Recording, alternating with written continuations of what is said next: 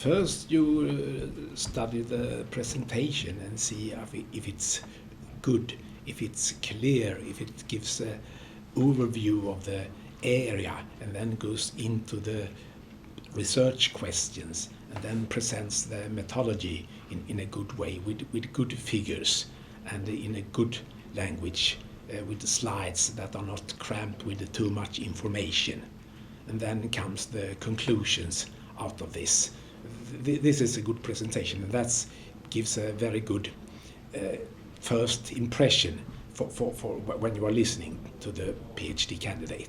And then, of course, comes the discussion with the opponent, and there is the question how well he or she can answer the questions, how good a grip she or he has of the subject, if it's possible to discuss and go further, because often the opponent knows something that the respondent doesn't know, and then they can have a discussion on that and go a little bit further than the thesis. That's also you can see there that this is a mature PhD candidate who master his subject.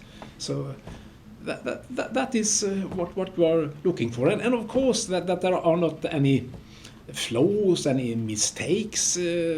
Sometimes there can be that the opponent finds something that in a table or a figure, and then that the respondent is possible to explain this. Why does this happen? That is good. Then of course there is also what is the main result of the thesis? What really does it contribute to?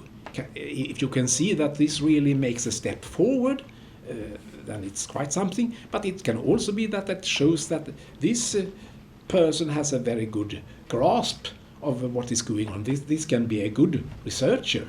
So, I mean, there are twofolds. It's the results in the results there, and then it is the education of the researcher.